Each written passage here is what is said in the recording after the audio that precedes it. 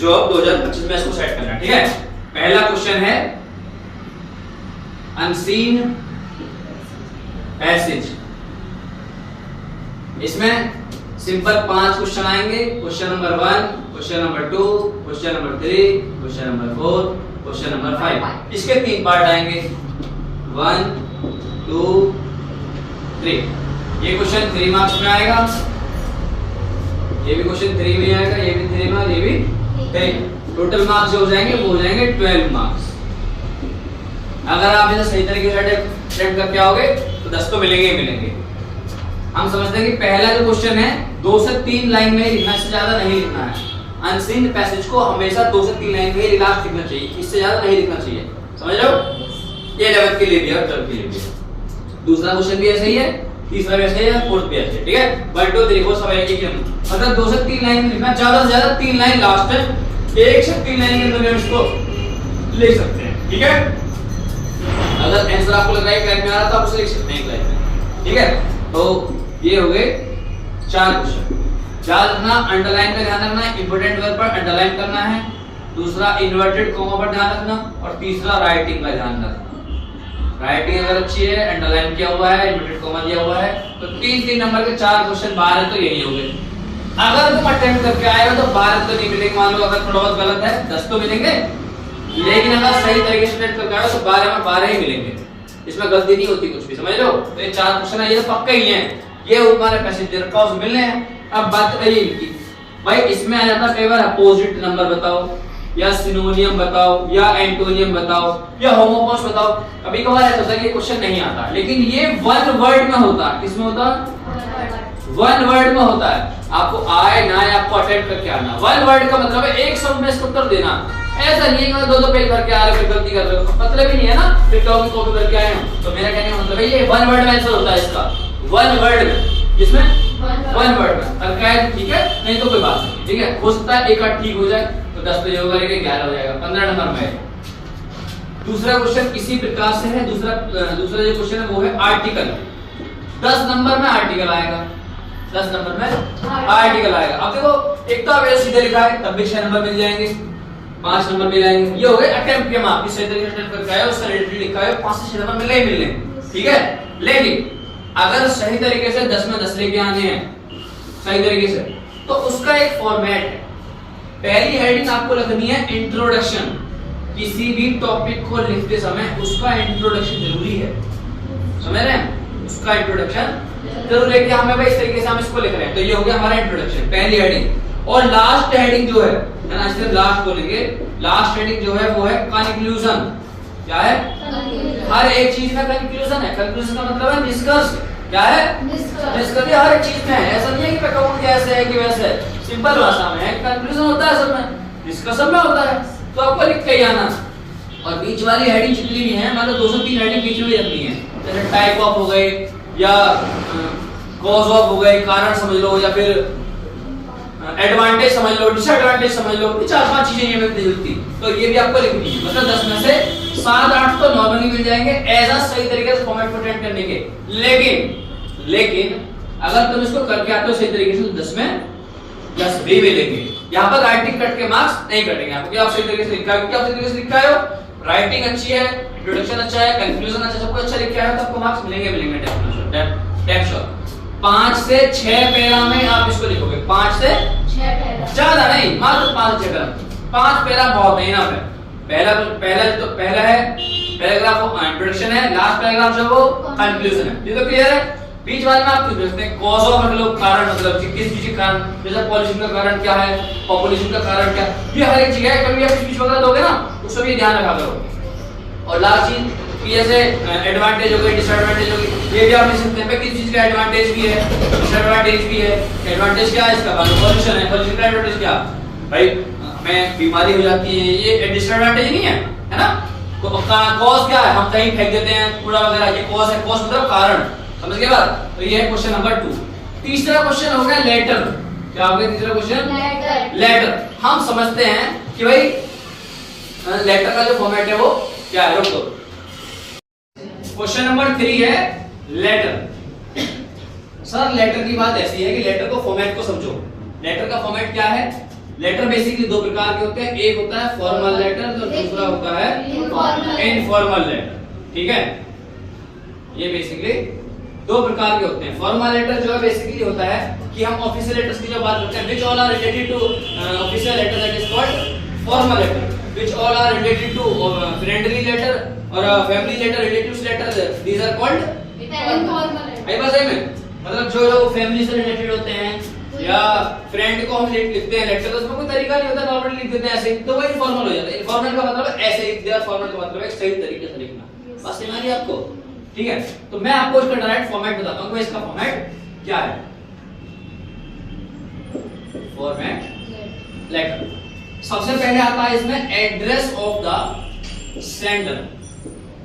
देखिए address of the sender का मतलब क्या है? जैसे मैंने लेटर लिखा, ठीक है, और मैंने जहां के लिए लेटर लिखा, तो मैं सेंटर हूं ना, मैं लेटर को भेज रहा हूं, तो मेरा एड्रेस आएगा। मेरा एड्रेस क्या? मान लीजिए रोजा जलालपुर है, तो रोजा जलालपुर 20100 मतलब 201 और 009 और आपने लिख दिया near by Janata inter college. बस मैं आपको तो इस तरीके से आपका लिख देंगे एड्रेस। फिर आएगा उसमें डेट, मैं आज की डेट में लेटर लिख रहा हूं ना, तो आज की डेट आएगी। बस मैं आपको फिर है आपका address of the receiver. Address of the receiver, ये हो गया एड्रेस ऑफ रिसीवर का मतलब है जैसे मैंने भेजा दिल्ली, मैंने भेजा लेटर दिल्ली, तो वहां का एड्रेस आ जाएगा न्यू दिल्ली, मतलब इसमें लिखा करोल बाग, मैंने कहा नियर बाय हनुमान मंदिर, नियर बाय, तो वो हो गया हमारा एड्रेस ऑफ द रिसीवर। फिर आएगा इसमें सब्जेक्ट। क्या आएगा? सब्जेक्ट का मतलब क्या? इंग्लिश नहीं, सब्जेक्ट का मतलब है जिस चीज से हम रिलेटेड कर रहे हैं लेटर को। जैसे मैंने कहा भाई to orders books, to order book, तो आपने लिखा टू ऑर्डर बुक्स, ठीक है। या फिर मैंने लिखा to complain electricity in your locality, to complain electricity in your, समझ में आई बात? तो वो हो गया हमारा सब्जेक्ट। क्लियर बात? फिर आएगा आपका सैल्यूटेशन।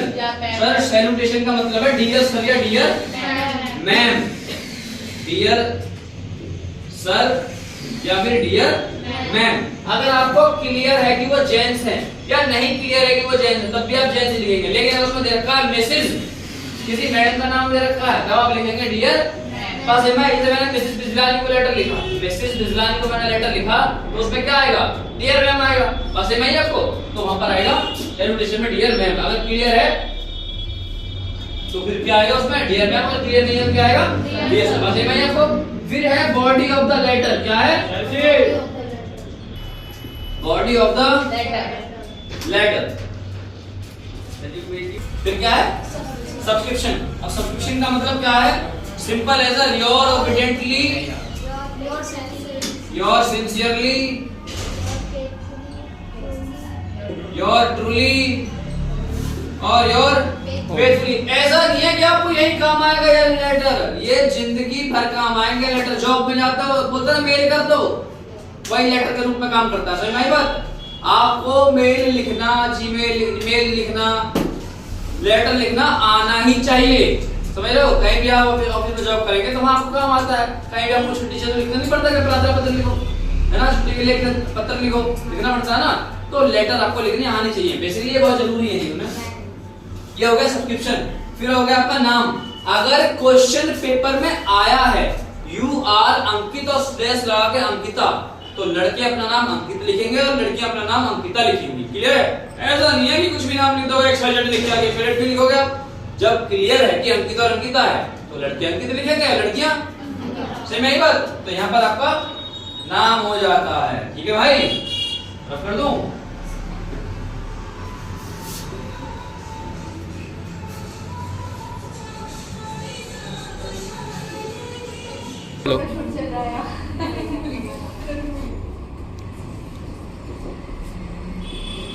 देखो ये है homophones, direct indirect, idioms and phrase and one word substitution. ये आते क्वेश्चन नंबर 4 और 5। फिक्स है, मतलब ऐसे नहीं कह मैं ऐसे कहूंगा कि आएंगे कि नहीं आएंगे, नहीं आएंगे, आएंगे 100% आएंगे। समझ रहे हो? और एक इसमें हो गया एक्टिव पैसिव, ये भी एक नंबर में कभी कभार आ जाता है। ठीक है, जैसे होमोफोन्स हो गए, मैंने आपको बताया डायरेक्ट डायरेक्ट, मैंने आपको बताया डायरेक्ट डायरेक्ट तो बहुत आसान, इसमें दो पार्ट होते हैं, रिपोर्टिंग वर्ब होता है, रिपोर्टिंग वर्ब होता है, रिपोर्टिंग स्पीच होता है। ठीक है, ऐसे में इडियम एंड फ्रेज बताए, वन वर्ड सब्स्टिट्यूशन बताया है और एक्टिव पैसिव मैंने आपको समझाया। ठीक है भाई, ये हो गया क्वेश्चन नंबर 4 और 5। ठीक है, क्वेश्चन नंबर 6 पर आते हैं। क्वेश्चन नंबर 6 जो है वो हिंदी टू इंग्लिश ट्रांसलेशन है। जैसे कोई भी कहानी आ जाएगी तो 7-8 लाइन में हिंदी में, और आप उसको इंग्लिश में ट्रांसलेट करेंगे। 5 नंबर का रिवाइज 4-5 नंबर में आप इस तरीके से करके आते तो 2-3 तो अटेम्प्ट करके आओगे इस तरीके से, तो 2-3 तो कहीं नहीं गए, और अगर सही तरीके से करके आते हो तो 4 नंबर भी कहीं नहीं गए। ऐसा नहीं है कि मैं कह रहा हूं कि आएगा कि नहीं आएगा, 100% आएगा। क्वेश्चन नंबर 6 आना ही आना है, फिक्स चीजें हैं। ठीक है भाई, अब आते हैं क्वेश्चन नंबर 7 पर। कर दो। क्वेश्चन नंबर 7 जो है ये है क्वेश्चन शॉर्ट।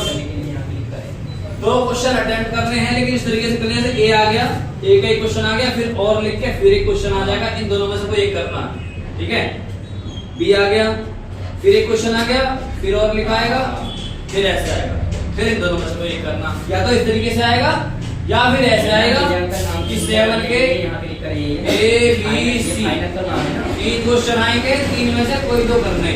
ठीक है, तो है वो ए बी सी, इसमें भी 3 क्वेश्चन है, 3 में से कोई एक साथ है। हां भाई, तो क्वेश्चन नंबर 7 जो है तो इस फॉर्मेट में आएगा कि 2 क्वेश्चन आ गए, कोई एक करना है, या 2 क्वेश्चन आएगा फिर कोई एक करना है, इस तरीके से आएगा, या फिर इस तरीके से आएगा 3 क्वेश्चन आ गए, 3 में से कोई 2 करने हैं। 100% है कि ऐसा नहीं है कि आएगा कि नहीं आएगा, आएगा कि नहीं आएगा। सिंपल है, 2 क्वेश्चन करने हैं, 4 नंबर का एक क्वेश्चन है, हो गए 8।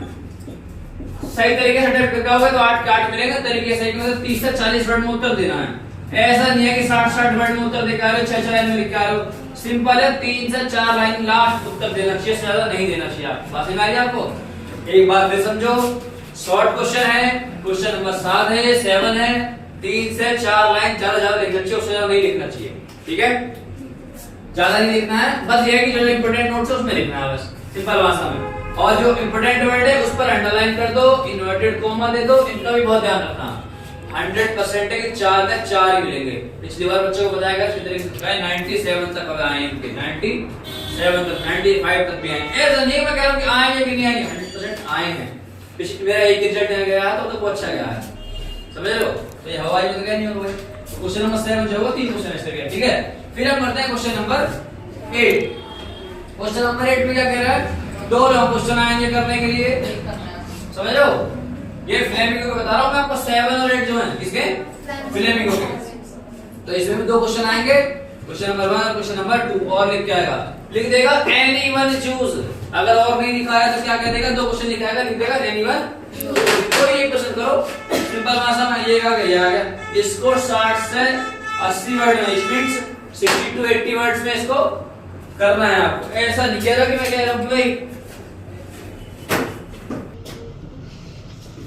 क्वेश्चन नंबर 8, 2 क्वेश्चन आएंगे, कोई एक करना, उसमें लिखा हुआ आएगा एनीवन चूज। 2 में कोई एक करना, 60 से 80 वर्ड में, इट मींस 60 to 80 वर्ड्स में आपको लिखना। ऐसा नहीं है कि आएगा कि नहीं आएगा, 100% आएगा। ठीक है भाई, याद रखना। आप से चाहो 2 पैराग्राफ में लिख के आ सकते हो, अगर आप एक पैराग्राफ में लिख के आ रहे हो तो याद रखना, अंडरलाइन का ध्यान रखना, जो इंपोर्टेंट वर्ड है ना, राइटिंग अच्छी रखना, अंडरलाइन का ध्यान रखना, जो भी इंपोर्टेंट वर्ड लगे आपको अंडरलाइन करनी है। ठीक है, या फिर ब्लैक पेन से लिख दो। ठीक है, ये स्कोरिंग मार्क्स है, ऐसे आप इसको गेन कर सकते हैं। क्वेश्चन नंबर 8 हो गया। क्वेश्चन नंबर 9, क्वेश्चन नंबर 9 जो है वो स्टेंजा है।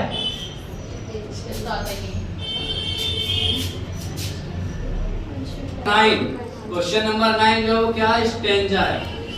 ठीक है, 3 क्वेश्चन आएंगे इसमें, 6 नंबर में आएंगे, 6 मार्क्स में। ऐसा नहीं है कि मैं कह रहा हूं क्या 100% आएंगे। ठीक है भाई, ये 6 नंबर में आएंगे, 3 क्वेश्चन आएंगे। ठीक है, श्योर है। ये हो गया क्वेश्चन नंबर। क्वेश्चन नंबर 10 क्या, central idea. Central idea 12th का बताऊं तो मैं आपको ये आ सकता है, mother eight 66 which was related to Kamala Das, which was composed by Kamala Das, जो कि कमला दास ने लिखा है। और दूसरा जो क्या है, कीपिंग क्वाइट। बड़ा अच्छा है, बताइए तो कर लो, 100% है, इससे बाहर नहीं आएगा 12 के। ठीक है भाई, हाँ 11 फोटोग्राफ, अभी फोटोग्राफ कर दो, बात कर दो। क्वेश्चन नंबर 11, क्वेश्चन नंबर 11 ये किसके हैं, ये विस्तार के हैं। अब विस्तार से भी यही है, विस्तार से भी यही है कि क्वेश्चन आ गया पहला, इसमें 2 क्वेश्चन दे दिए और लिखकर। एक विस्तार में है क्वेश्चन नंबर 11, ठीक है। इसमें भी यही क्वेश्चन की एक क्वेश्चन आ गया, इसके दो क्वेश्चन आ गए, 4 मार्क्स, कोई दो में से एक करना। फिर एक क्वेश्चन आ गया, यहाँ एक क्वेश्चन आ गया और लिखकर यहाँ पर इन दोनों में से कोई एक करना, इन दोनों में से कोई एक करना। ऐसा नहीं कि कोई से दो कराओ, एक क्वेश्चन इसमें से करिए आए, फिर से भी करिए आए और इन दोनों को छोड़िए आए, ये भी गलत हो जाएगा, ये दोनों भी गलत कराएंगे। सिंपल बात है, दो क्वेश्चन करने हैं, 4 नंबर में, 4 × 2 मतलब 4 दूनी 8। इस तरीके से आप 100 मार्क्स को कवर करोगे। अभी 8 क्वेश्चन 8 नंबर में आएंगे, दो क्वेश्चन करने हैं, सही तरीके से अटेम्प्ट करके आओगे तो 8 में 8 ही मिलेंगे। इसमें सिंपल बात है कि भाई इसमें 40 वर्ड्स, 30 to 40 वर्ड्स में आपको इसमें उत्तर देना, जैसे उसमें दे देता है क्वेश्चन नंबर 7 में, ऐसे ही आपको इसमें उत्तर देना, ठीक है भाई। एक क्वेश्चन इसमें से करना है, एक क्वेश्चन इसमें से करना। अगर इस तरीके से आएगा तो ठीक है, वरना इस तरीके से आएगा, कोई 3 क्वेश्चन आएंगे उसमें से कोई दो करने होंगे, समझ रहे हो। पहले ऐसे ही आ रहा था, इस बार फॉर्मेट थोड़ा इस तरीके से आया है, दो इसमें से दो में से एक करना है, इन दोनों में से एक करना। लेकिन ऐसे भी आ सकता है और ऐसे भी आ सकता है, जबकि प्री बोर्ड के पेपर इस बार ऐसा आया, बोर्ड के पेपर में पिछली बार ऐसा आया था, समझ गए। तो कैसे भी आ सकता है, समझ के बाद पर ये देख लो कि अगर इस तरीके से क्वेश्चन आए 4, दो में से कोई एक करना है, दो में से कोई एक करना, दो क्वेश्चन हो गए हैं। अगर इसमें 3 क्वेश्चन आ गए, 3 में से कोई दो करना, ठीक है, कोई दिक्कत ऐसा नहीं है कि ऐसा नहीं आएगा, 100% आएगा, ठीक है। क्वेश्चन नंबर 12 है लॉन्ग क्वेश्चन, लास्ट क्वेश्चन है ये, ठीक है। दो क्वेश्चन आएंगे ए और बी, 6 नंबर में क्वेश्चन है।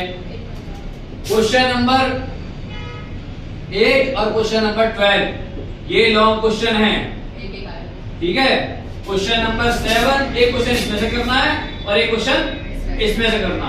क्वेश्चन नंबर 7 और क्वेश्चन नंबर 11 ये शॉर्ट क्वेश्चन है, ठीक है।